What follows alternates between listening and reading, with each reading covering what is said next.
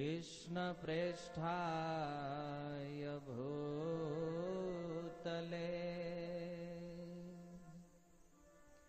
श्रीमते भक्तिवेदान्त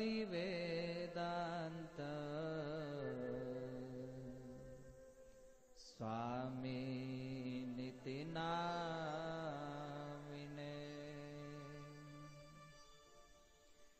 नमस्ते सरस्वते देवे गौरवाणी प्रचारिणे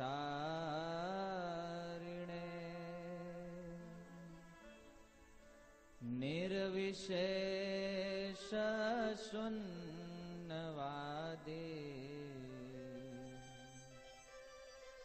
पाश्चात्य देशतारिणे।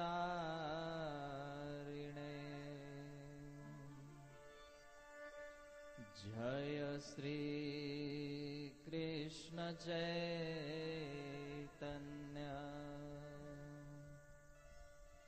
प्रभु नित्यानंद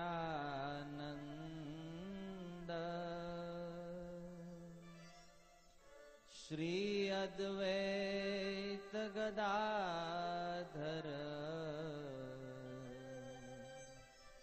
श्रीवासादि श्री गौर भक्तवृंद।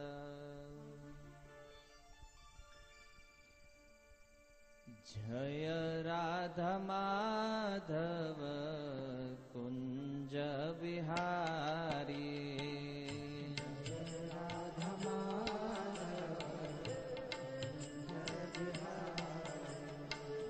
जय राधा माधव कुंज बिहारी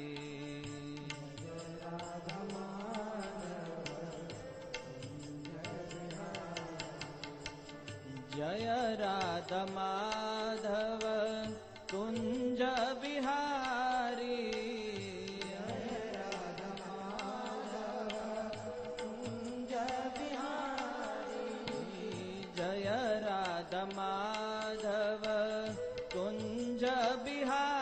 जय राधा माधव कुंज बिहारी जय राधा माधव कुंज बिहारी जय राधा माधव कुंज बिहारी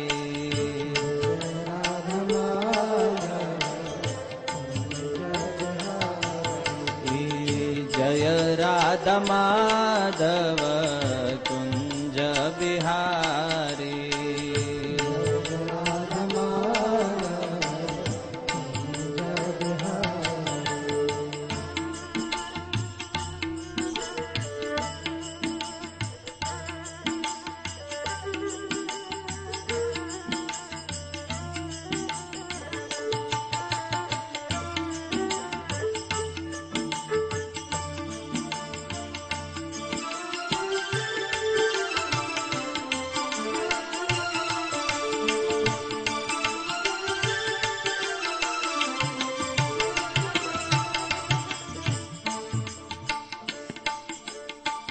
गोपीजन वल्लभ गिरिवरधारी गोपीजन वल्लभ गिरिवरधारी गोपीजन वल्लभ गिरिवरधारी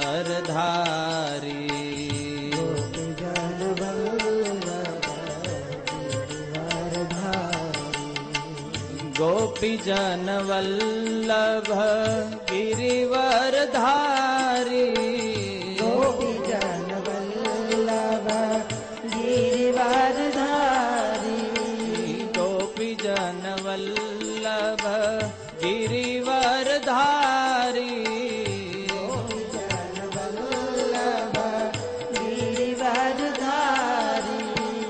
गोपीजन वल्लभ गिरिवरधारी जय राधा माधव कुंज बिहारी जय राधा माधव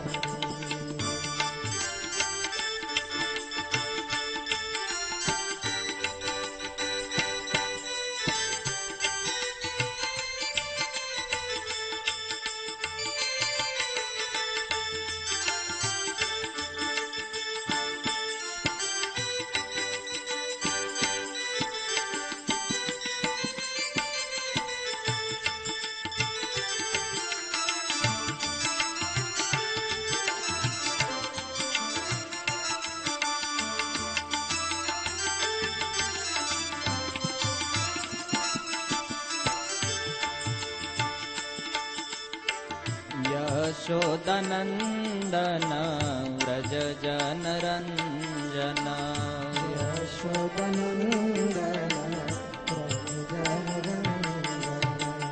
यशोदनन्दन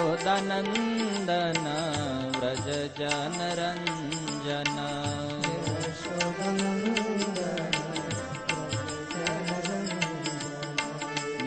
यशोदनन्दन व्रज जनरञ्जन यशोदनन्दन व्रज जनरञ्जन यशोदनन्दन व्रज जनरञ्जन यशोदनन्दन व्रज जनरञ्जन यमुनतीरवनचारी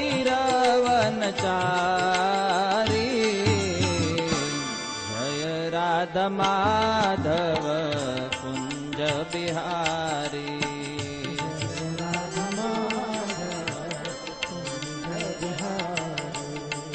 जय Radha Madhav Kunj Bihari Radha Madhav Kunj Bihari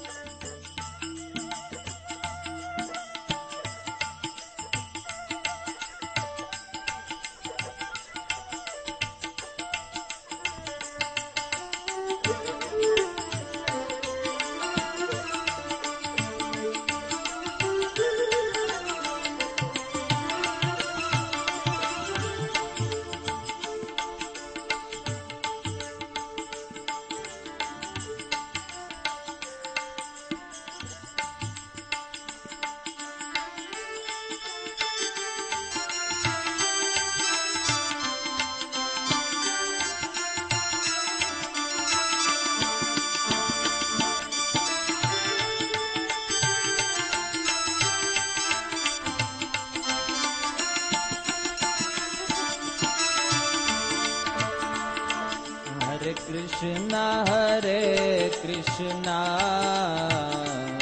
Krishna Krishna Hare Hare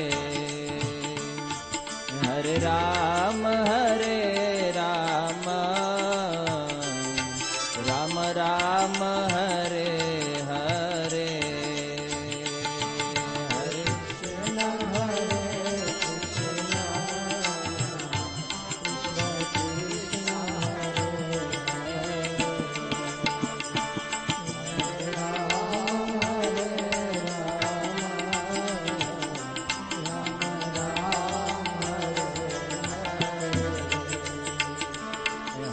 Krishna Hare Krishna Krishna Krishna Hare Hare Hare Ram Hare Ram Ram Ram Hare Hare Hare Krishna Hare Krishna Krishna Krishna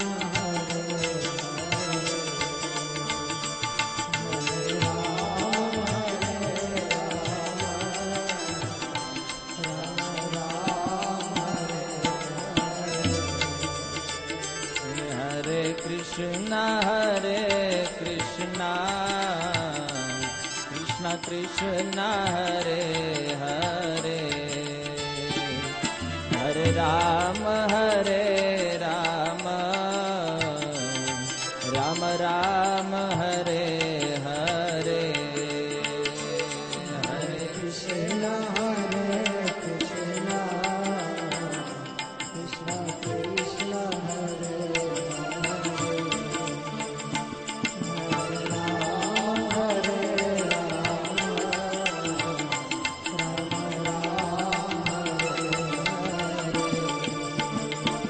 Jaya Radha Damodar Radha Damodar Radha Damodar Radhe Jaya Radha Damodar Radha Damodar Jaya Radha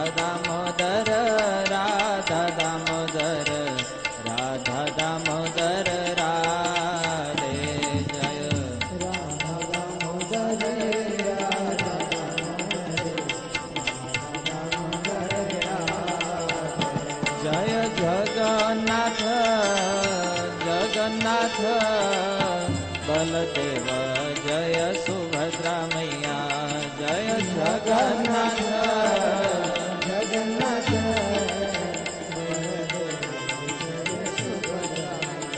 जय गौरनिताय गौरनिताय गौरनिताय जय गौरनिताय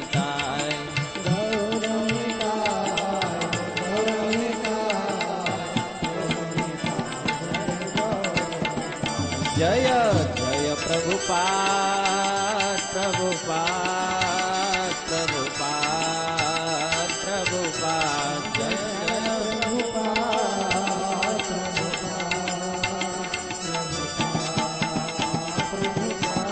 जय गौर हरि बोल हरि बोल हरि बोल हरि बोल गौर हरि बोल हरि बोल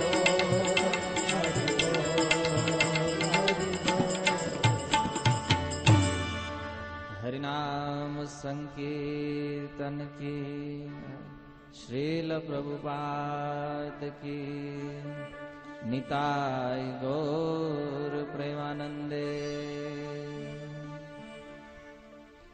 ओम नमो भगवते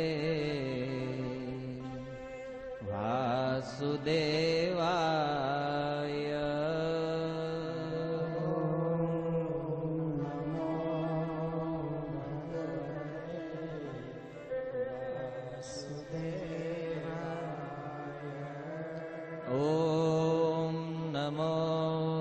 भगवते वासुदेवाय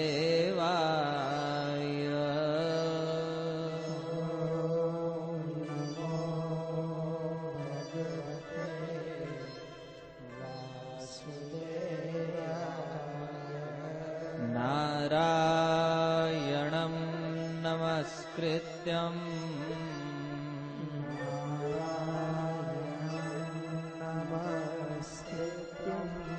नरं चैव नरोत्तमम्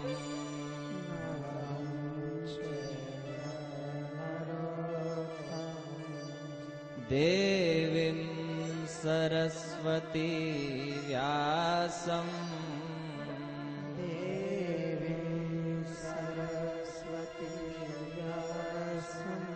ततो जयमुदीरये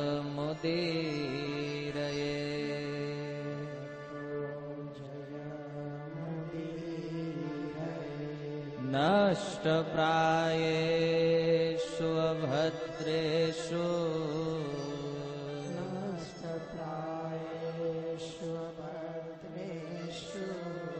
नित्यं भागवत सेवया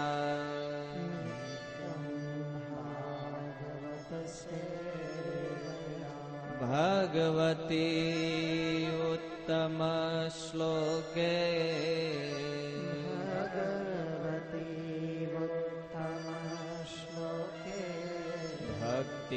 भक्तिर्भवति नष्ट किम्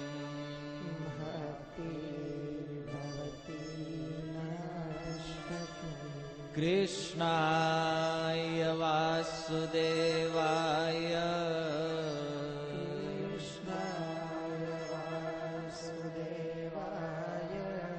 देवकी नंदनाय च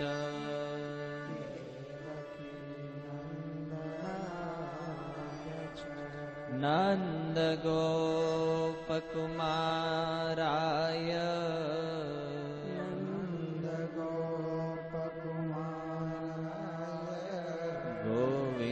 गोविन्दाय नमो नमः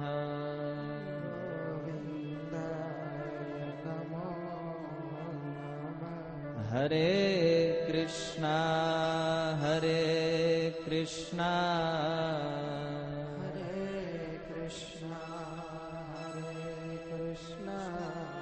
कृष्णा कृष्णा हरे हरे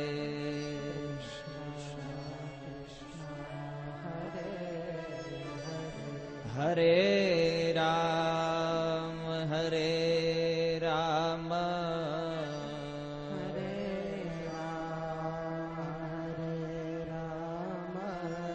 રામ રામ હરે હરે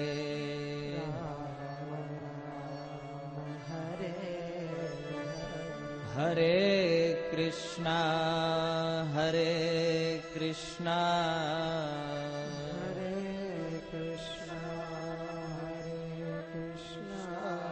કૃષ્ણ કૃષ્ણ હરે હરે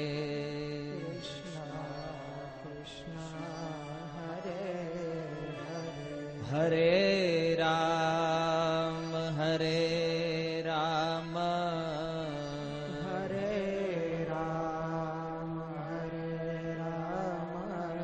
રામ રામ હરે હરે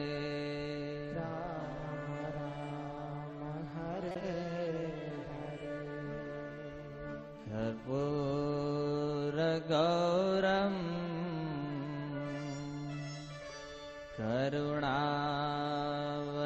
करुणावतारम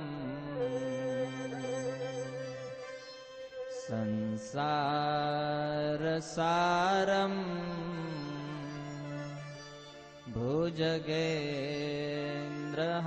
भुजगेन्द्रहारम सदा वसन्तं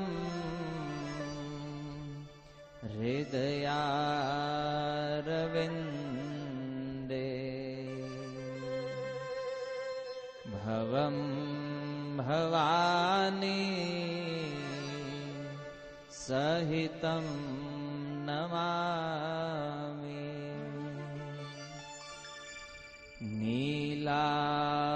नीलाम्बुजस्या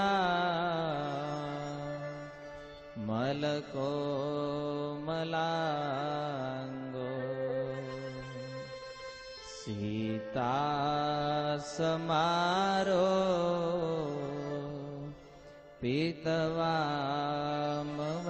पीतवामभागम् पाणो महासा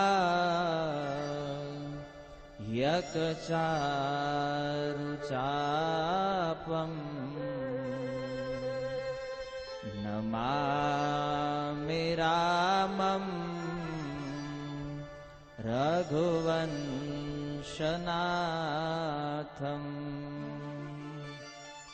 नमामि रामम्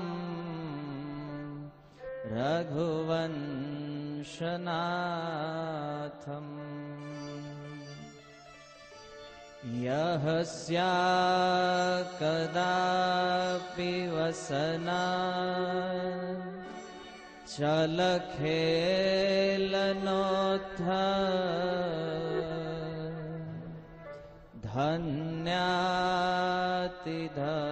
धन्यातिधन्यपवने न कृतार्थमाने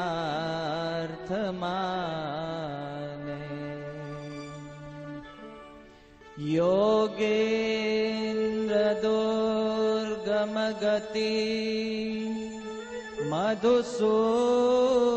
मधुसूदनोऽपि तस्या नमोऽस्तु वृषभानुभुवो दिशेऽपि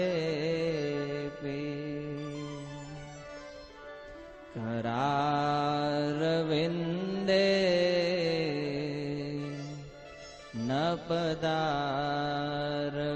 नपदारविन्दम्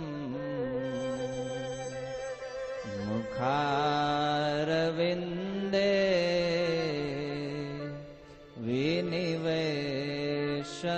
विनिवेशयन्तम् वटस्य पत्रस्य पुटे शयानम् बालं मुकुन्द मनसा स्मरामि बालं મુકુંદ મનસા સ્મરામિ.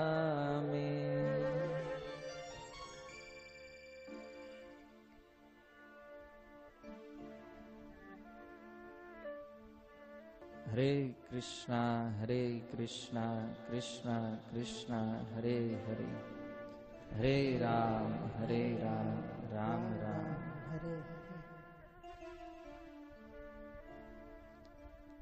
શ્રીમદ ભાગવત સપ્તાહના દ્વિતીય સત્રમાં આપ સર્વ ભક્તોનું હાર્દિક સ્વાગત કરીએ છીએ. શ્રીમદ ભાગવતમની જે કળાઓ છે એના વિષયમાં ગત સત્રમાં આપણે શ્રવણ કર્યા અને એ કળાઓ દ્વારા કેવી રીતે શ્રીમદ ભાગવતમ આપણા જીવનને પરિપૂર્ણ બનાવે છે એના વિષયમાં પણ કંઈક સંક્ષિપ્ત વ્યાખ્યાઓ આપણે અહીંયા શ્રવણ કર્યા. ઘણા ભક્તોના મનમાં એક પ્રશ્ન છે કે કથાઓની અંદર તત્વ ખૂબ છે અને કથા ઓછી છે. તમારી જાણ માટે કહું ભક્તો, આજ શીલ પ્રભુપાદજીની થિયરી છે. કારણ કે વાર્તાઓના રૂપમાં કથાઓને આપણે બહુ સાંભળી છે. ઘણા લોકોના મનમાં પ્રશ્ન હશે કે પ્રહલાદ મહારાજનું ચરિત્ર છે તો એમાં તો એવું આવવું જોઈએ કે હિરણ્યકશિપુ એને મારે છે, ભગવાન નરસિંહદેવ આવશે બચાવશે. પણ આ ગૌડીય ધારાનો એક સિદ્ધાંત છે. ખુદ ચૈતન્ય મહાપ્રભુ કહે છે, સિદ્ધાંત બોલિયા ચિત્તે ના કરહ આલસ. સિદ્ધાંતને બોલવામાં, સિદ્ધાંતને સાંભળવામાં કોઈ દિવસ આળસ ન કરવી જોઈએ. કારણ કે જે વ્યક્તિઓ કથાના તત્વને નથી સમજતા અને માત્ર કથાની વાર્તાઓને સ્વીકાર કરે છે એ વ્યક્તિ ક્યારેય ભક્ત નથી બનતો. કારણ કે ભક્ત સિદ્ધાંતને જાણવાથી બને છે અને આ વાત શીલ પ્રભુપાદજીએ સાબિત કરી છે. પણ જોવામાં આવે તો તત્વ કે કથામાં કોઈ અંતર નથી. તત્વ જે છે એ કથામાંથી જ પ્રગટ થાય છે અને તત્વને સમજવા માટે જ ભગવાનની કથાઓ છે. એક સિક્કાની બે બાજુઓ જેવું છે. પણ મેં કાલે કીધું તો એમ કે આપણું મન જે છે એ અનેક પ્રકારના કચરાથી ભરેલું છે. કામ, ક્રોધ, લોભ, મોહ, મદ, માત્સર્ય, દંભ, આવા અનેક પ્રકારના અનર્થ હૃદયમાં હોવાના કારણે કથાઓના વાસ્તવિક તત્વને આપણે ઠીક સમજી નથી શકતા. ભક્તિ વેદાંત સ્વામીની કૃપાથી ક્યારેક ક્યારેક આવી કથાઓનો લાભ મળે અને એ લાભ જો તમે બરાબર ન લઈ શકો તો આ જીવનનું બહુ મોટું દુર્ભાગ્ય છે ભક્તો. કથાના તત્વ જો સમજશો તો એ કથાના મૂળ સુધી જાશો અને તત્વ જો નહીં સમજાય તો પછી એ કથા કદાચ ગમે એટલી વાર સાંભળો, આપણું જીવન પરિવર્તન નહીં થાય. જીવનને બદલવું છે, વાસ્તવમાં ભક્ત બનવું છે, ભગવાનની નજીક જવું છે તો એનો રસ્તો આ તત્વની અંદર છે ભક્તો. ગત સત્રમાં આપણે શ્રવણ કર્યા કે પરીક્ષિત મહારાજ ગંગાના તટ ઉપર એક પ્રશ્ન કરી રહ્યા છે. સુખદેવ ગોસ્વામીને પૂછે છે, હે સુખદેવજી, ભગવાન પક્ષપાત શા માટે કરે છે? અસુરોને વિજય અપાવે છે અને દેવતાઓને વિજય અપાવે છે અને અસુરોનો વધ કરે છે. ભગવાન આવું શા માટે કરે છે? આ પ્રશ્ન કદાચ આપણા મનમાં હશે કે સંસારમાં ઘણી વસ્તુમાં આપણને દ્વંદ્વ દેખાય છે. દ્વંદ્વનો અર્થ થાય છે બે. અને ઈ દ્વંદ્વોને જોઈ અને આપણા મનમાં થાય કે ભગવાન ક્યાંક ને ક્યાંક ભૂલ કરે છે. ઘણા લોકો કહે છે કે આમાં ભગવાનની ભૂલ થઈ છે. આવું વ્યવહારમાં લોકો બોલે છે. પણ વાસ્તવિકતા એ છે ભક્તો, ભગવાન ક્યારેય ભૂલ કરતા નથી. શું કામ ભૂલ નથી કરતા? એના ઉત્તરમાં સુખદેવ ગોસ્વામીએ કીધું કે ભગવાન ત્રણેય ગુણોથી પરે છે. ભગવાન એ ત્રણ ગુણોના કંટ્રોલર છે, એ ત્રણ ગુણના અંડરમાં નથી. અને એટલા માટે એ અવ્યક્ત છે, અજ છે, નિર્ગુણ છે. અને એવા સચ્ચિદાનંદમય ભગવાન ક્યારેય પક્ષપાત કરતા નથી. તો પ્રશ્ન એ છે કે તો પછી આજે પક્ષપાત દેખાય છે એ શું છે? એ પક્ષપાત જે દેખાય છે એ વાસ્તવમાં ગુણોના કારણે થાય છે. તો હજી એક પ્રશ્ન ઉભો છે કે ગુણોના કારણે જો થતું હોય તો પછી એ ગુણ કાર્ય કેવી રીતે કરે છે? તો એના માટે તે સુખદેવ ગોસ્વામીએ કીધું કે જ્યારે જ્યારે જે ગુણનો પ્રભાવ હોય એ પ્રમાણે ભગવાન એને મદદ કરે છે. સત્વગુણનો પ્રભાવ વધારે હોય ત્યારે દેવતાઓની જીત થાય છે. રજોગુણનો પ્રભાવ વધારે હોય ત્યારે અસુરોની જીત થાય છે. અને તમોગુણનો પ્રભાવ જ્યારે વધારે હોય ત્યારે યક્ષો અને રાક્ષસોની જીત થાય છે. એનું ચાલે છે સંસારમાં. તો વાસ્તવમાં મનુષ્યના કાર્ય ગુણની અસર હેઠળ થાય છે. પ્રત્યેક કાર્ય આપણે મનમાં જે કાંઈ વિચાર કરીએ છીએ, પ્રેક્ટિકલ જીવનમાં જે કાંઈ એપ્લાય કરીએ છીએ, કે અહીંયા કથામાં બેઠા છીએ, જે કાંઈ કાર્ય થઈ રહ્યું છે એ પ્રકૃતિના આ ત્રણ ગુણોના અંડરમાં થાય છે. અને પરમાત્મા એ ગુણ અનુસાર ફળ આપે છે. ભગવાન શ્રી કૃષ્ણે ગીતામાં કીધું, તેષામ સતત યુક્તાનામ ભજતામ પ્રીતિપૂર્વકમ દદામી બુદ્ધિ યોગમ તમ યેન મામ ઉપયાંતિ તે. હે અર્જુન, જે લોકો નિરંતર મારી ભક્તિ કરે છે, જે પ્રેમથી મારી સેવા કરે છે, એને હું બુદ્ધિ આપું છું અને એ મારી પાસે પાછો આવે છે. આ ભગવાનની કન્ડિશન છે, ભગવાનની એક શરત છે કે તમારે જો મારી સહાયતા જોતી હોય, તેષામ સતત યુક્તા નામ, સતત મારી ભક્તિ કરો, ભજતામ પ્રીતિપૂર્વકમ, અને પ્રેમપૂર્વક મારું ભજન કરો, હું તમને અવશ્ય મદદ કરીશ. આ ભગવાનની શરત છે, કન્ડિશન છે. આ કન્ડિશન અનુસાર જે વ્યક્તિ વર્તન કરશે ભગવાન એને મદદ કરે છે. દેવતાઓએ ભગવાનનું પ્રેમપૂર્વક ભજન કર્યું તો ભગવાનને દેવતાઓને મદદ કરી. તો આ રસ્તો અસુરો માટે ખુલ્લો જ હતો. આ શ્લોક અનુસાર અસુરોએ તે જો ભગવાનની ભક્તિ કરી હોત ને તો અસુરોને ભગવાન મદદ કરે, કારણ કે આ નિયમ બધા માટે સમાન છે. પણ અસુરો જે છે એ ભગવાનની ભક્તિ નથી કરતા, કેવળ ચર્ચાઓ કરે છે બસ. અને દેવતાઓ શું કરે છે? પ્રેમપૂર્વક ભગવાનની સેવામાં લાગેલા રહે છે. એટલા માટે ભગવાન એને મદદ કરે છે. અને અસુરો જે છે એ ભગવાનના શરણમાં જતા નથી. એટલા માટે આપણને એવું લાગે છે કે ભગવાન પક્ષપાત કરે છે. શ્રીલ પ્રભુપાદજી એક બહુ સુંદર ઉદાહરણ પ્રસ્તુત કરે છે ભક્તો, કે એક ક્લાસમાં કદાચ 60 વિદ્યાર્થીઓ બેઠા હોય, એ બધા વિદ્યાર્થીઓને ભણાવવા વાળો શિક્ષક એક જ હોય છે, પણ એ 60 વિદ્યાર્થીઓમાંથી એકનો પહેલો નંબર આવે છે અને એક વ્યક્તિ ફેલ થાય છે, નાપાસ થાય છે.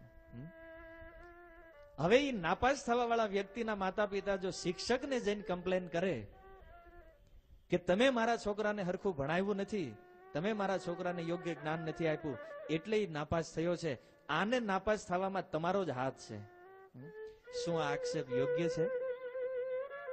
જેનો પ્રથમ ક્રમાંક આવ્યો છે એ વ્યક્તિ એ જ ક્લાસમાં બેઠો છે, અને ફેલ થયો છે એ જ ક્લાસમાં એક જ શિક્ષક છે, અને કોઈ વ્યક્તિ માને કે નહીં શિક્ષક ભેદભાવ કરે છે, તો આ વાસ્તવમાં મૂર્ખતા છે. ભેદભાવ શિક્ષક નથી કરતો, પણ વિદ્યાર્થીની જે મનોવૃત્તિ છે એ મનોવૃત્તિ અનુસાર જ એ ગ્રહણ કરી શકે છે. એમ ભગવાને તે મનુષ્યની જે મનોવૃત્તિ છે, મનના જે ભાવ છે એ અનુસાર જીવને મદદ કરે છે. એમાં આપણે દુઃખ લગાડવાની જરૂર નથી કે પ્રહલાદને બચાવવા આવ્યા ને અમે તો 10 વર્ષથી 16 માળા કરવી છે, આપણે ત્યાં કેમ નથી ડોકાતા? પણ જુઓ મનોવૃત્તિ શું છે આપણી, એ જોવાની જરૂર છે. ઘણા સમયથી હું એક શબ્દ શોધતો હતો કે અત્યારે આ હરે કૃષ્ણ સંસ્થામાં ઘણા લોકો ભક્તિ કરે છે, પણ અનુભવ બહુ ઓછા લોકો કરે છે. તો એ અનુભવ નહીં થવા પાછળનું કારણ શું છે? કારણો તો અનેક છે ભક્તો, પણ એનો કોઈ પરફેક્ટ શબ્દ નહોતો મળતો. એ શબ્દ છે વ્યક્તિની મનોવૃત્તિ. તમે ભજન કરો પણ ફળ તમને તમારી મનોવૃત્તિ અનુસાર જ મળશે. બહારથી ભક્ત દેખાતા હોય પણ અંદરથી હૃદય મેલું હોય, મનમાં ઈર્ષ્યા હોય, કપટ હોય, અને પછી જો ઈચ્છા રાખે કે ભગવાન મને મદદ કરે, આ ક્યારેય સંભવ નથી ભક્તો. કારણ કે આ સંસારને ઉલ્લુ બનાવી શકાય, આ સંસારને તમે બેવકૂફ બનાવી શકો, ભગવાન ક્યારેય બેવકૂફ બનતા. બહુ પ્રયાસ કર્યો લોકોએ ભગવાનને છેતરવાનો, પણ એ ક્યારેય છેતરાતા નથી. ચરિતામૃતમાં કવિરાજ ગોસ્વામી કહે છે, કૃષ્ણ કહે આમી ભજે, માગે વિષય સુખ, અમૃત છાડી વિષ માગે, એ બડો મૂર્ખ. બહારથી દેખાતું હોય ભગવાનની ભક્તિ કરે, ભજન કરે, આપણને એમ થાય કે આની જેટલી શુદ્ધતા તો બીજામાં હશે જ નહીં. પણ જ્યારે સંગતિ કરો ત્યારે ખબર પડે કે આની પ્રમાણિકતા કેટલી છે. એમ ભગવાન કહે છે મારું ભજન તો સંસારમાં બહુ લોકો કરે છે, પણ સાથે સાથે વિષય સુખની કામના રાખે છે. ભક્તિ કરે છે અને સંસારના વિષયોની કામના રાખે છે. નિશ્ચિત રૂપમાં આ વ્યક્તિ અમૃતને છોડી અને ઝેરનો ઘૂંટડો પી રહ્યો છે.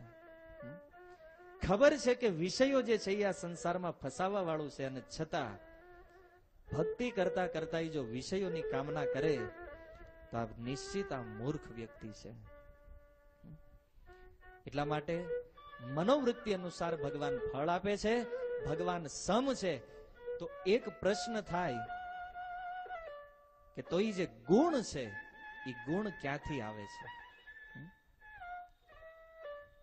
એ ગુણ જે છે એ વાસ્તવમાં પહેલેથી જ વ્યક્તિમાં હોય છે.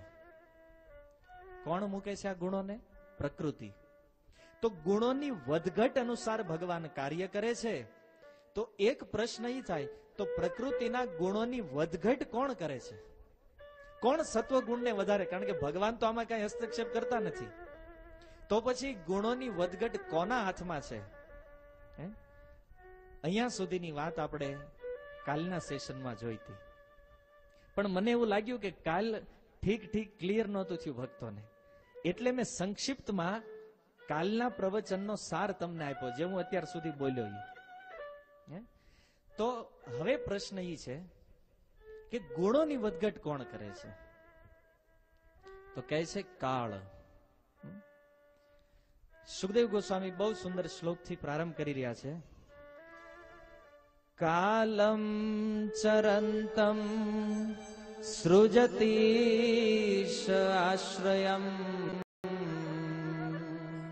પ્રધાન પુંભ્યામ નરદેવ સત્યક્રિય.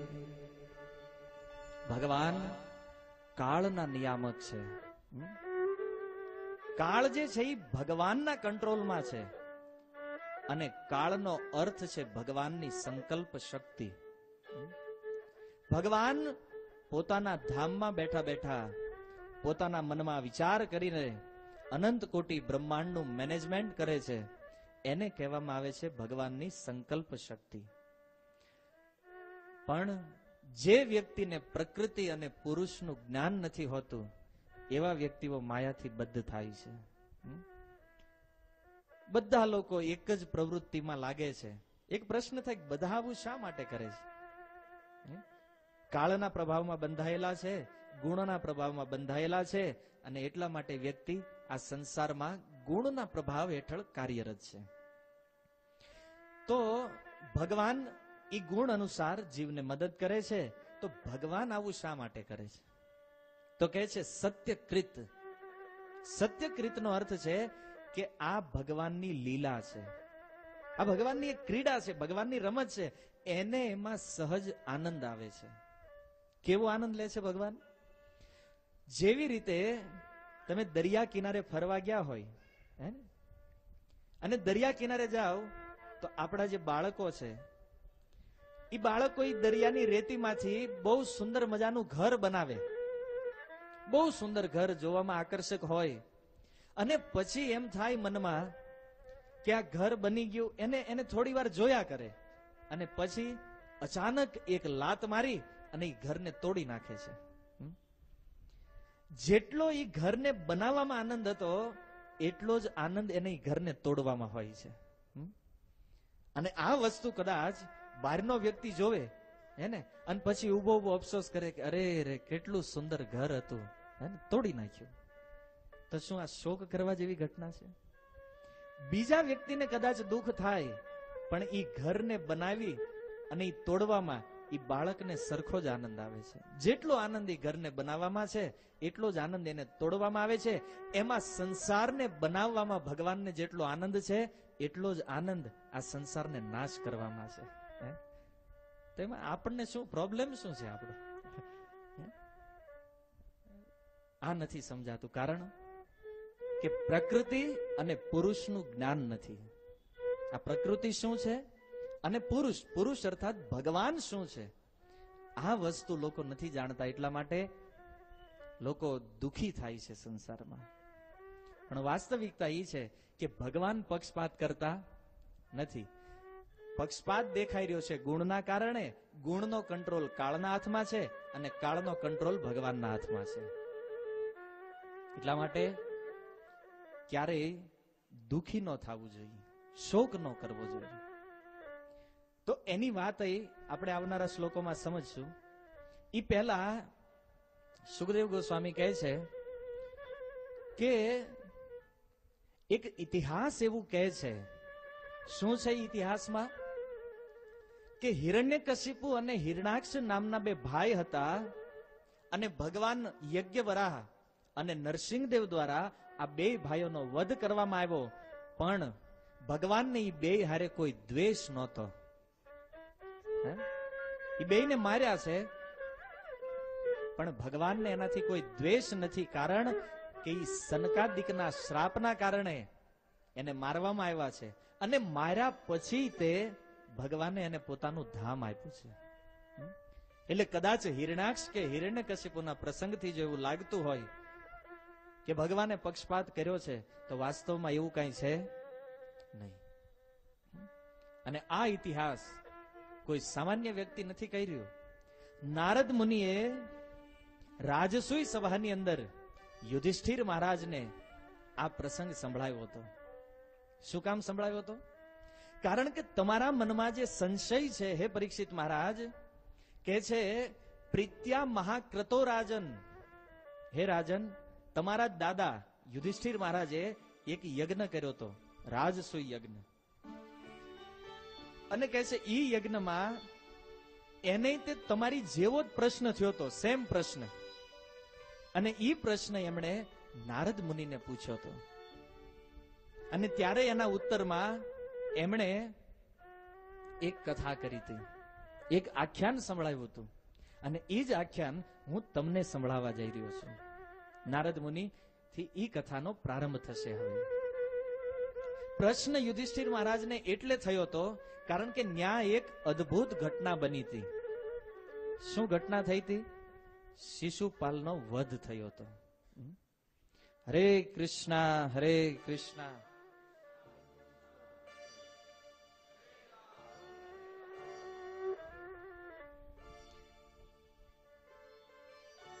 હરે કૃષ્ણ હરે કૃષ્ણ કૃષ્ણ કૃષ્ણ હરે હરે, હરે રામ રામ રામ હરે. જે પ્રશ્ન પરીક્ષિત મહારાજે સુખદેવ ગોસ્વામીને પૂછ્યો કે ભગવાન પક્ષપાત કરતા હોય એવું મને લાગે છે. આ જ પ્રશ્ન યુધિષ્ઠિર મહારાજના મનમાં થયો તો રાજસૂય સભામાં. કારણ કે હજારો લોકોની સભાની વચ્ચે ભગવાન શ્રી કૃષ્ણે શિશુપાલનો વધ કર્યો અને શિશુપાલનો વધ થયો. લાખો લોકોને જોતા જોતા એ શિશુપાલના શરીરમાંથી એક દિવ્ય જ્યોતિ બહાર નીકળી અને ભગવાન શ્રી કૃષ્ણના શરીરમાં જઈને વિલીન થઈ ગઈ. અને આ વસ્તુ જ્યારે એ રાજસૂય સભાના બેઠેલા સભાસદોએ જોયું ત્યારે એના મનમાં જિજ્ઞાસા થઈ કે જન્મથી ભગવાનની નિંદા કરવા વાળો વ્યક્તિ અને આટલી સરળતાથી એને કઈ રીતે સાયુજ્ય મુક્તિ પ્રાપ્ત થઈ.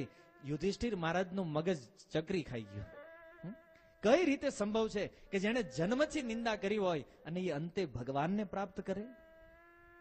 અને આ પ્રશ્ન જ્યારે યુધિષ્ઠિર મહારાજના મનમાં થયો ત્યારે એ રાજસૂય સભામાં ઘણા બધા લોકો બેઠા હતા. આવો ઘડી રાજસૂય સભામાં આટો મારવી. કેવી હતી સભા?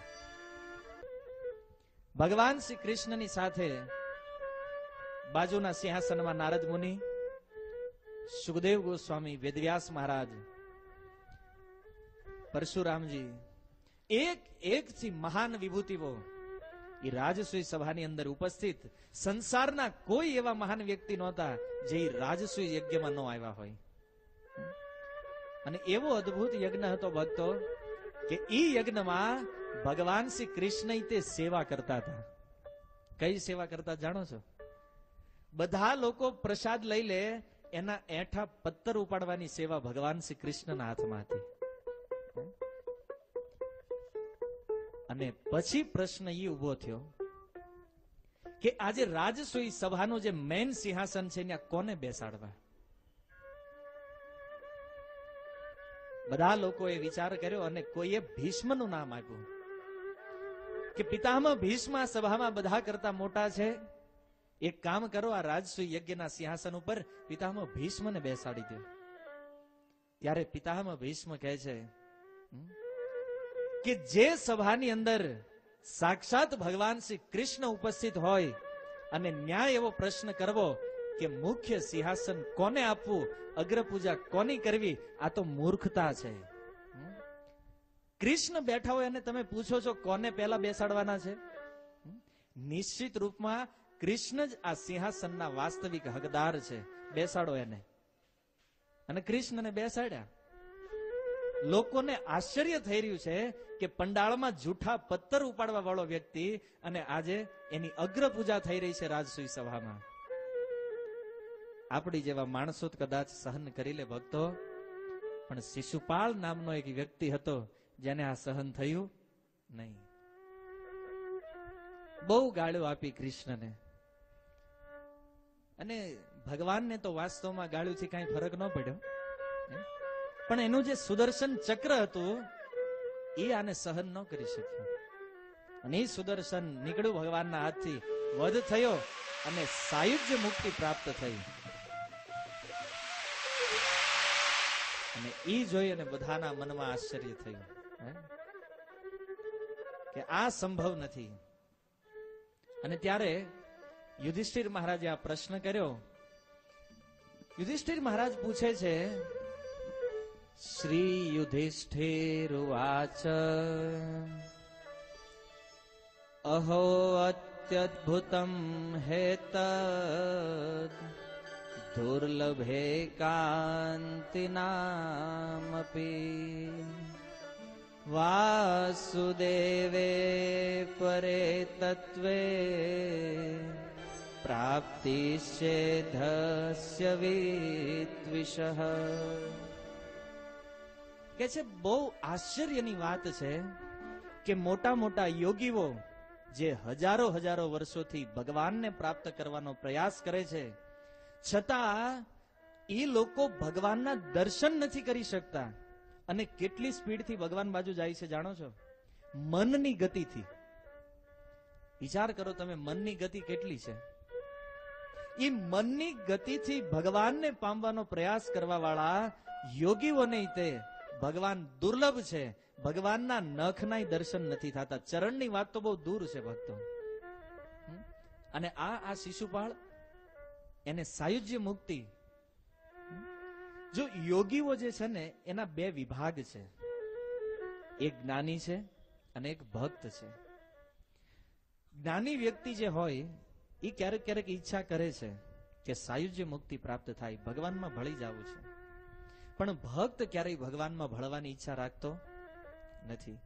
તો આ શિશુપાળ એ તો જ્ઞાની નહોતો અને ભક્ત નહોતો. તો હજી વધારે પ્રશ્ન દ્રઢ થઈ ગયો, તો એને કેમ સાયુજ્ય મુક્તિ મળી? સાયુજ્ય મુક્તિ જોઈતી હોય બે માંથી એક હોવું જોઈએ. શિશુપાળ જ્ઞાની નથી, ભક્ત નથી, અને આવી રહસ્યમય મુક્તિ કેવી રીતે થઈ? હે મહામુનિ, અમે બધા આને જાણવા માટે ઉત્સુક છીએ.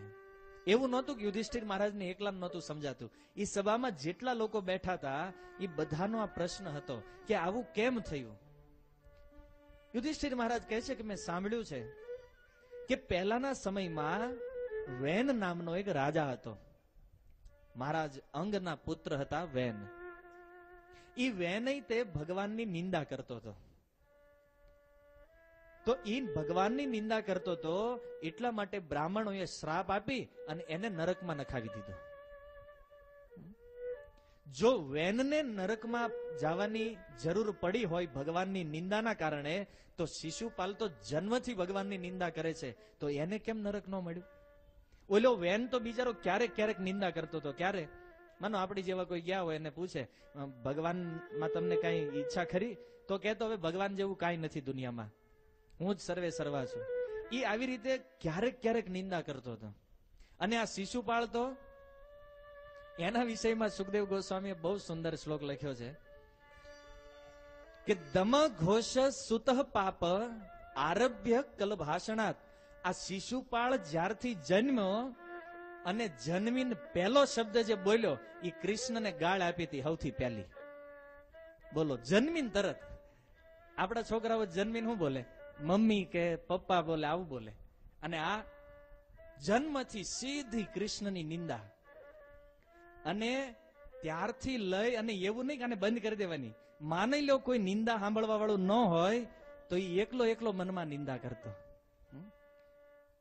અને આવી રીતે બાળપણથી, અને જયારે ઠીક ઠીક બોલવાય નહોતો શીખ્યો, દમ ઘોષનો આ પુત્ર, અહીંયા લખ્યું છે દમ ઘોષ સુતઃ પાપ. દમ ઘોષનો પુત્ર હતો આ શિશુપાળ. અને એને જન્મથી લઈ અને જ્યાં સુધી મર્યો ત્યાં સુધી એને કૃષ્ણની નિંદા કરવાની એક સેકન્ડ જવા નહોતી દીધી. એક ક્ષણ એવી નહીં જેમાં કૃષ્ણની નિંદા નહોતો કરતો. અને આટલી ઈર્ષા કરી, અને એમાં પાછો એકલો નહીં, એનો જે ભાઈ હતો દંતવક્ર, ઈ પાછો હારે જોઈન્ટ થયો એમાં. હેને, બે ભાઈની આવી આદત હતી. તો બે ભગવાનની નિંદા કરતા હતા, છતાં એમાંથી એકઈને નો કુષ્ઠ રોગ થયો કે નો એને નારકીય જીવન મળ્યું. સિદ્ધાંત ઈ છે ભક્તો કે જે વ્યક્તિ ભગવાનની નિંદા કરે ને, યા તો એને નરકમાં નાખવામાં આવે અને યા તો એને કુષ્ઠ રોગ થાય. ભગવાનની વાત છોડો, ભગવાનના શુદ્ધ ભક્તની જો કોઈ નિંદા કરી લે તો એને તે કુષ્ઠ રોગ થઈ જાય તરત. એટલા માટે સાવધાન. આપણને ભક્તિમાં, યોગમાં ખબર પડતી હોય કે ન પડતી હોય, ક્યારેય ભગવાનના ભક્તોની નિંદા ન કરતા. આજથી 500 વર્ષ પહેલા એક વ્યક્તિ આવું સાહસ કર્યું હતું. ગોપાલ ચક્રવર્તી નામનો એક બ્રાહ્મણ હતો, નવદીપ બંગાળમાં. સત્ય ઘટના છે ભક્તો. અને એ સમયે હરિદાસ ઠાકુર હરિનામનો પ્રચાર કરતા હતા. હરિદાસ ઠાકુરે આવી રીતે સભાની મધ્યમાં જઈ અને કીધું કે નામાભાસે મુક્તિ હૈ સર્વ શાસ્ત્ર કઈ. નામના ખાલી આભાસથી મુક્તિ મળી જાય છે, આવું શાસ્ત્રમાં લખ્યું છે. અને તરત ગોપાલ ચક્રવર્તી ઉભો થયો અને કીધું, એ હરિદાસ, લોકો કેટલા વર્ષો સુધી ધ્યાન કરે છે છતાં મુક્તિ નથી મળતી, અને તમે કહો છો કે નામના આભાસથી મુક્તિ મળે. આને તમારે સાબિત કરવું પડશે, કારણ કે જો તમારી વાત આ સત્ય નહીં હોય તો આવતીકાલે હું તમારું નાક કાપી લઈશ. હરિદાસ ઠાકુરને કહે છે. હરિદાસ ઠાકુર સભામાંથી ઉભા થઈ નીકળી ગયા, કારણ કે બુદ્ધિમાન વ્યક્તિ ઈ છે, એ મૂર્ખ્યાઓ આગળ ક્યારેય તર્ક ન કરે, એ ઉભા થઈ નીકળી જાય. ઈ જ રાતે એ ગોપાલ ચક્રવર્તી ઘરે જઈને સૂતો અને સવારમાં જયારે જાગ્યો તો નાક ઓગળી ગયું હતું. હેને જેમ તમે ક્વોલિટી બહાર મૂકી હોય અને ઓગળી જાય, સવારે જવું તો ખાલી ઓલી હળી વધી હોય એમ નાક ઓગળી ગયું અને ત્યાં બે કાણા પડી ગયેલા હતા. ઈ જે હોય ઈ અંદરના. સત્ય ઘટના બંગાળની છે ભક્તો. નિંદા ન કરવી જોઈએ ક્યારેય. ભગવાનના ભક્તની નિંદા કરવાથી જો કુષ્ઠ રોગ લાગતો હોય તો સાક્ષાત ભગવાનની નિંદા કરે એ કેવી રીતે બચી શકે? અને છતાં આશ્ચર્ય એ વાતનું છે કે શિશુપાળને કાંઈ ન થયું, નો એના ભાઈને કાંઈ થયું. બે એમના એઝ ઇટ ઇઝ સુખમ આનંદ કરતા હતા ભગવાનની નિંદા કરીને. એટલા માટે યુધિષ્ઠિર મહારાજના મનમાં બહુ મોટો ભારી સંશય ઉભો થઈ ગયો કે આ કેવી રીતે થયું. કારણ એતદ ભ્રામ્યમ ઇતિ મે, વાસ્તવમાં આ બહુ ગંભીર વિષય છે. કારણ કે છે બુદ્ધિ દીપાર્ચિરીવ વાયુના. હે નારદ મુનિ, જેવી રીતે એક દીવો જેની જ્યોત પવનથી હલતી હોય એમ મારી બુદ્ધિ અત્યારે ડગમગાઈ રહી છે. મારી બુદ્ધિ સ્થિર નથી રહેતી, કારણ કે મને આ ઘટનાનું કારણ નથી સમજાતું. અને ભક્તો, સિદ્ધાંત એ છે કે જ્યારે જ્યારે જીવનમાં બુદ્ધિ વિચલિત થાય ને ત્યારે ગુરુની શરણમાં જવું જોઈએ. આપણી બુદ્ધિ વિચલિત થાય ત્યારે આપણે શું કરીએ છીએ? આપણા પોતાના મનથી એ પ્રોબ્લેમને સોલ્વ કરવાની ટ્રાય કરીએ છીએ. વાસ્તવિકતા એ છે જેવો પ્રોબ્લેમ આવ્યો તરત ગુરુના શરણમાં જાઓ. અને જો ગુરુના શરણમાં નહીં જાઓ તો શું થશે કે આપણું લીધેલું એ સોલ્યુશન જીવનમાં અનેક પ્રકારના દુઃખ ઉભા કરે છે. એટલા માટે જ્યારે જ્યારે ઈચ્છા થાય, જ્યારે જ્યારે કોઈ તકલીફ જણાય જીવનમાં, વિના વિલંબે ગુરુને તરત જ ફોન કરી દેવો જોઈએ. આજના ગુરુઓને. પહેલાના સમયમાં તો તકલીફ હતી કે ગુરુ કદાચ બહાર હોય, વ્યક્તિ ન મળી શકે. ટેકનોલોજીના પ્રભાવથી આજે સુવિધા છે, તમે રાતે 2 વાગે ગુરુને ફોન કરીને પૂછી શકો છો કે ગુરુ મહારાજ મારા જીવનમાં સમસ્યા છે, મારે શું કરવું જોઈએ. પણ એક બહુ મોટું દુર્ભાગ્ય દેખાઈ રહ્યું છે આ ઇસ્કોનમાં. તે કે ઇસ્કોનમાં લોકો દીક્ષા લઈને તે ગુરુને શરણાગત નથી થતા. ભક્તોની કૃપાથી દીક્ષા મળી જાય, ગુરુનો આશ્રય લઈ લે, પણ ગુરુ પ્રતિ શરણાગતિ ક્યારેય આવતી નથી. કેટલા પ્રોબ્લેમ જીવનમાં આવતા હશે વિચાર કરો તમે, પણ કોઈ દિવસ ગુરુને કહેતા નથી મહારાજ મારે શું કરવું જોઈએ. કારણ કે એને ખબર હોય કે ગુરુ કંઈક સારો રસ્તો આપશે અને સારું તો આપણે કરવું નથી. માની લો કોઈ ગુરુની પાસે જાય તો ગુરુ એમ કહે છે ના ના તમે ઈર્ષા કરો, નિંદા કરો. ગુરુ આવું શીખવાડે છે? નથી કહેતા. પણ ડર છે વ્યક્તિને કે જો ગુરુની પાસે જાય તો ગુરુ મારો ભોગ બંધ કરાવી દેશે. અને એ ડરથી ઘણા વૈષ્ણવો તે ગુરુને શરણાગત નથી થતા. વાસ્તવમાં બહુ મોટી કમી છે ભક્તો. અને અહીંયા જ આપણી ભક્તિ અટકીને ઊભી છે. ગુરુના નિર્દેશ નથી આપણા જીવનમાં, એટલે ભજન આગળ નથી વધતું. ગૌડીય પરંપરામાં શિક્ષા ગુરુઓનું સ્થાન છે. પણ એક વસ્તુ સમજો, શિક્ષા ગુરુ કરતા દીક્ષા ગુરુ મહત્વના છે. અને શિક્ષા ગુરુ એક નહીં 1000 હોઈ શકે, દીક્ષા ગુરુ માત્ર એક જ હોય છે. 4 પ્રકારના ગુરુઓની વ્યાખ્યા શાસ્ત્ર કરે છે. એમાં સૌથી મુખ્ય ગુરુ કોણ છે? દીક્ષા ગુરુ છે, જે આપણને દીક્ષા આપે છે. અને શિક્ષા ગુરુઓ તો સંસારમાં 1000 જગ્યાએ થઈ શકે, કારણ કે જેની પાસેથી શિક્ષા મળે એ આપણા શિક્ષા ગુરુ છે. શિક્ષા ગુરુ કઈ દીક્ષા ગુરુની જેમ ફિક્સ ન હોય એક કે બસ આ એટલે આ તે નહીં. અને શિક્ષા ગુરુનું કર્તવ્ય શું છે કે પોતાના શિષ્યના જીવનમાં ભક્તિ વધે એના વિષયમાં શિક્ષણ આપે. આ શિક્ષા ગુરુનું કર્તવ્ય છે. ભક્તિથી વિમુખ લઈ જવાનું કાર્ય શિક્ષા ગુરુઓનું નથી. તો ખેર, જ્યારે જીવનમાં તકલીફ હોય શિક્ષા ગુરુઓ દીક્ષા ગુરુની શરણાગતિ લેવી જોઈએ. ત્યારે આ પ્રશ્નને સાંભળી અને સુખદેવ ગોસ્વામી કહે છે કે મહારાજ યુધિષ્ઠિરની વિનંતી સાંભળી અને અત્યંત શક્તિશાળી એવા ગુરુ નારદ મુનિ બહુ પ્રસન્ન થયા, કારણ કે બધી વાતને જાણવા વાળા હતા. અને આ રીતે યજ્ઞમાં ભાગ લેવા વાળા જેટલા વ્યક્તિઓ હતા એ બધા વ્યક્તિઓની વચ્ચે નારદ મુનિ બોલવાનો પ્રારંભ કરે છે. શ્રી નારદ ઉવાચ નિંદન સ્તવ સત્કાર અન્ય કારાર્થ કલેવરમ પ્રધાન પરયો રાજન વિવેકેન કલ્પિતમ. નારદ મુનિએ યુધિષ્ઠિર મહારાજનો પ્રશ્ન સાંભળીને કીધું કે હે યુધિષ્ઠિર મહારાજ, પહેલા મને એ બતાવો કે તમારા મતે યુધિષ્ઠિરને સોરી આ જે શિશુપાલ છે એને કઈ ગતિ મળવી જોઈએ? તમે કહો છો કે એને વેનને નરક મળ્યું, આને નરક ન મળ્યું, તો શું તમારી ઈચ્છા છે કે શિશુપાલ નરકમાં જવો જોઈએ? તમારું મંતવ્ય શું છે? તો એના બે કારણ છે કે ઈ નરકમાં જવો જોઈએ કારણ એણે ભગવાનની નિંદા કરી હતી, અને બીજું કે એના જે કર્મ હતા એ નિષિદ્ધ હતા. નિષિદ્ધ અર્થાત શાસ્ત્રથી વિરુદ્ધ હતા.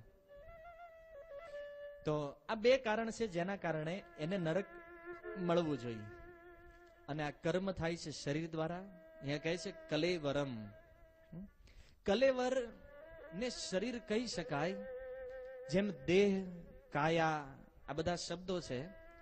પણ મેં કાલે કીધું હતું કે દેહનો અર્થ જુદો થાય છે, કાયાનો અર્થ અલગ છે, શરીરનો અર્થ અલગ છે, અને કલેવરનો અર્થ અલગ છે. કલેવરનો અર્થ છે કે જે આવતીકાલે છૂટવાનું છે, કાલે જે છૂટવાનું છે એને કલેવર કહેવામાં આવે છે. અને ઈ કલેવર જે છે ને ભક્તો, એના દ્વારા જ નિંદા, સ્તુતિ, માન, અપમાન, તિરસ્કાર આ બધાનો અનુભવ વ્યક્તિ કલેવર દ્વારા કરે છે. કારણ કે જીવને પ્રકૃતિ અને પુરુષનું જ્ઞાન નથી. એટલા માટે ઈ આ શરીરને પોતાનું માની લે છે કે હું આ શરીર છું, અને એટલા માટે સંસારમાં કોઈ તિરસ્કાર કરે તો વ્યક્તિ વિચાર કરે કે મને કેમ આવું કહી દીધું. કોઈ અપમાન કરે તો ઈ ભાઈના ઘરે ન જવાય. કેમ? એને તો વર્ષો પહેલા મારું અપમાન કર્યું હતું. કોઈ નિંદા કરે, કોઈ સ્તુતિ કરે, આ બધી વસ્તુ શરીરને લાગુ પડે છે. અને કહે છે પ્રધાન પરયો. પ્રધાનનો અર્થ થાય છે જડ શરીર. પ્રદ્યતે અસ્મિન ઇતિ પ્રધાન. પ્રધાન એટલે જડ શરીર, અને ભગવાન ઈ જડ શરીરમાં જીવને દાખલ કરે છે. કેવી રીતે? ગીતામાં ભગવાન શ્રી કૃષ્ણ કહે છે અહમ બીજ પ્રધ પિતા. ભગવાન કહે છે આ સંસારની અંદર બીજ નાખવા વાળો પિતા જે છે એ હું છું. કઈ રીતે? તો ભગવાન પ્રકૃતિનું નિર્માણ કરે છે, અને એ પ્રકૃતિની અંદર જીવને ફરતો મૂકે છે, અને એ પ્રકૃતિ દ્વારા જીવને શરીર આપવામાં આવે છે. જો આ બધું તત્વ બહુ સમજવા જેવું છે ભક્તો. તમને કોઈ પૂછે આ શરીર ક્યાંથી આવ્યું, આપણે શું કહેવી? અમારા માતા પિતાએ આપ્યું છે. હે? પ્રશ્ન કરો, માતા પિતાને શરીર કોણે આપ્યું છે? તો એને એના માતા પિતાએ આપ્યું છે. પણ ભક્તો, શરીર વાસ્તવમાં માતા પિતા નથી આપતા. શરીર પ્રકૃતિ આપે છે, જડ જે છે. અને એ શરીરની અંદર જે આત્મા છે એ આત્મા ભગવાન દ્વારા આપવામાં આવે છે. અને ત્યારે આપણું આ શરીર કાર્યરત થાય છે. જેવી રીતે સજીવ બીજ હોય પણ એ જડ માટીની સાથે ભળી જાય. ખેતરમાં તમે બીજ નાખો અને એ બીજમાંથી ફરી પાછું અંકુરણ થાય છે. પણ એ જ બીજને જો 20 વર્ષ સુધી તમારા ઘરે પડ્યું રહેવા દો અને એને માટીનો સંપર્ક ન કરાવો તો એ બીજનું અંકુરણ થતું નથી. એમ જ્યાં સુધી જીવ પ્રકૃતિના સંપર્કમાં ન આવે ત્યાં સુધી જીવ શરીર પ્રાપ્ત કરતો નથી. જીવ પ્રકૃતિથી અલગ છે, અને ભગવાન એનું આધાન કરે છે. એટલા માટે એ પ્રધાન છે. અને જે લોકો શરીરમાં અને આત્મામાં કોઈ અંતર નથી સમજતા, જે પોતાને આ શરીર માની લે છે, દેહાત્મ બુદ્ધિમાં ફસાય છે, એવા લોકો જ સંસારમાં માન અપમાનથી કે તિરસ્કારથી પ્રભાવિત થાય છે. પણ જે ભક્તોને ખબર હોય કે વાસ્તવમાં આ શરીર જડ છે, પ્રકૃતિ દ્વારા મળ્યું છે, આ શરીરની વાસ્તવિકતા તો એની અંદર રહેલો આત્મા છે, આ જ્ઞાન જેને હોય એ માન અપમાન નિંદા સ્તુતિથી ક્યારેય પ્રભાવિત નહીં થાય. અને જો તમારે કોઈની ભક્તિને માપવી હોય કે આ ભક્ત કેટલામાં છે હેને, તો એના કાર્યને જોવો કે એ ભક્તનું કોઈ અપમાન કરે અને એ ભક્ત એની સામે બેઠા બેઠા એને સહન કરી લે, ત્યારે સમજી લેવું કે આ દેહાત્મ બુદ્ધિથી પર થઈ ગયો છે. પણ કોઈ એક ગાળ આપી દે અને કહી દે કે હવે તું સામે મળે એટલી વાર છે તારી, ત્યારે સમજવાનું કે આ હજી શીખાવ છે. કારણ કે ભક્તની વ્યાખ્યા તિલક માળા કે ધોતી કુર્તાથી ન થાય. ભક્તની વ્યાખ્યા એના આચરણથી થાય છે. અપમાન કરે સંસારમાં કોઈ અને છતાં એનો જવાબ, એનો પ્રતિકાર ન આપે સામે, ત્યારે સમજવું કે નહીં, આ દેહાત્મ બુદ્ધિથી પર થઈ ગયો છે. કારણ કે આ શરીરને કોઈ મારે કાપે તો એ વ્યક્તિ સમજે છે કે આ શરીર તો વાસ્તવમાં જડ છે અને સાચું તત્વ તો એની અંદર રહેવા વાળો આત્મા છે. અને આત્માના સ્તરમાં જે લોકો ભજન કરે છે ને ભક્તો, એના ઇતિહાસ આ ભાગવતની અંદર દાખલ થાય છે. આપણી જેવા કામનાઓથી ભરેલા લોકો હેને પોતાની જાતને ભક્ત માનતા હોય, આ ભક્તિ નથી ભક્તો. ગુજરાતના ભક્તો કહે છે કે ભક્તિ જે છે એ તો ખાંડાની ધાર છે, તલવારની ધાર છે. કોઈ વ્યક્તિ જો એમ વિચારતો હોય કે ના ના આપણે બહુ સરળતાથી મન ફાવે એમ ભજન કરી લઈશું, એવી કઈ સુવિધા છે નહીં, અને તમને જો કોઈ એવું કહેતું હોય કે ભક્તિ બહુ સરળ છે અને તમે આમાંથી નીકળી જશો, આ વાતમાં કોઈ દમ નથી.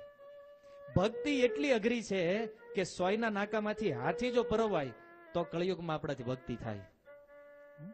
પણ ચૈતન્ય મહાપ્રભુની કૃપા છે કે એણે કીધું બધા નિયમ ભિયમ છોડો, બધું છોડો, તમારે ભક્તિ કરવી છે, હું તમને એક જ નિયમ આપું છું, એનું પાલન કરો. શું? જીવનમાં હંમેશા માટે એક મંત્રનો જપ કરો, હરે કૃષ્ણ કૃષ્ણ કૃષ્ણ હરે હરે, હરે રામ રામ રામ હરે. બસ આનો જપ કરો અને આરામથી તરી જાઓ. કારણ નામનો એક આધાર આપી દીધો છે કળિયુગને. આવો ગોસ્વામીજીને યાદ કરીએ. માનસમાં કીધું છે નામના વિષયમાં, કળિયુગ કેવલ નામ આધારા,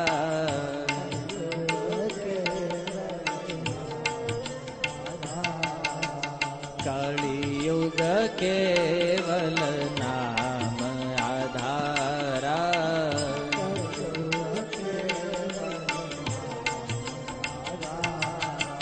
સુમેર સુમેર ઉતર ભવ પારા,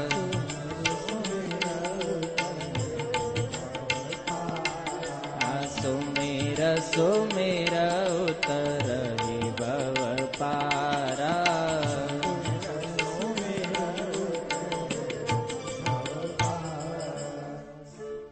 આટલી અઘરી ભક્તિને એકદમ સરળ બનાવી દીધી છે આ ગૌડીય ધારાએ, ચૈતન્ય મહાપ્રભુએ. અને ખાસ એ ભક્તિ જે બંગાળ પૂરતી કે વૃંદાવન પૂરતી સીમિત હતી, એ સીમિત ભક્તિને એક બૃહદ સ્વરૂપ આપ્યું એસી ભક્તિ વેદાંત સ્વામી શીલ પ્રભુપાદજીએ. આખી દુનિયામાં પ્રચાર કર્યો. અને તમે જોવો છો આ આંતરરાષ્ટ્રીય કૃષ્ણ ભાવનામૃત સંઘ, કાળા ગોરા, ઊંચા નીચા, હાઈટમાં કદાચ ઠીંગણા હોય, કોઈ લાંબા હોય, ઇસ્લામ હોય, ક્રિશ્ચિયન હોય, હિન્દુ હોય, ગમે સંપ્રદાયનો હોય, એના મુખમાં મહામંત્ર જપતા કરી દીધા છે. બહુ સરળ ભક્તિનું સ્વરૂપ થયું. પણ છતાં જો ભજન ન થતું હોય, આ એક બહુ મોટું દુર્ભાગ્ય છે ભક્તો. ખેર, કે જે લોકો જાણે છે કે હું આ શરીર નથી, હું આત્મા છું, એ લોકો ક્યારેય સંસારના દ્વંદ્વમાં ફસાતા નથી. ઉદાહરણ આપતા કહે છે કે શ્રીમદ ભાગવતના પંચમ સ્કંદમાં મહારાજ જડ ભરતની કથા છે. જડ ભરત જે છે એ વાસ્તવમાં આત્માના સ્તરમાં હતા. કારણ કે જ્યારે ઈ જડ ભરત એને ઘરેથી કાઢી મૂકવામાં આવ્યા, ઘરેથી કાઢી મૂક્યા તો ઘરવાળા પ્રતિ હૃદયમાં કોઈ દ્વેષ નહીં, કે મારું ઘર હતું, આમાં મારો ભાગ પડતો હતો, મારી પ્રોપર્ટી હતી, કોઈ દ્વેષ નહીં. બસ પોતાની મસ્તીમાં ફરતા રહેતા અને કોઈ લોકો કઈ આપે તો ખાઈ લેતા, ન આપે તો એમનામ રહેતા. સંસારની એક પણ વસ્તુ પ્રતિ એના મનમાં કોઈ આકર્ષણ નહોતું.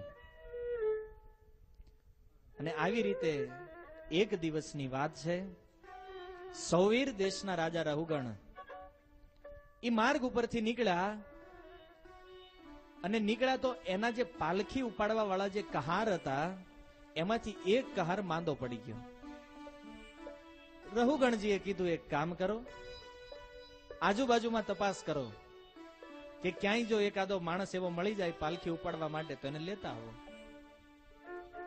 મહાભાગવત વ્યક્તિ ભરત મહારાજ ઈ જડ ભરતજી મળ્યા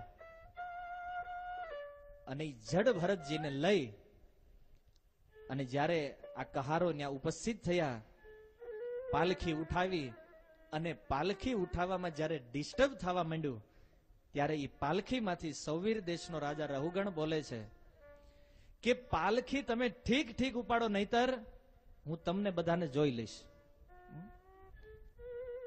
ભરત મહારાજાની મસ્તીમાં ચાલતા રહે છે, એના શબ્દો ઉપર ધ્યાન ન આપ્યું. રાજાએ પાલખી ઉભી રખાવી અને કીધું કે તમે લોકો કેમ આ ઠીક ઠીક કામ કેમ નથી કરતા?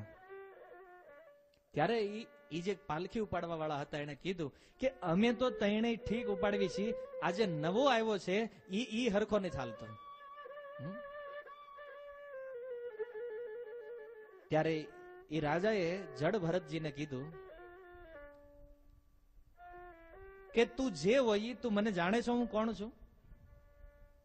હું સૌવીર દેશનો રાજા છું અને હવે જો પાલખી નહીં હરખી ઉપાડ તો હું તને એવી સજા આપીશ, એવી સજા આપીશ કે તે ક્યારેય કલ્પના નહીં કરી હોય.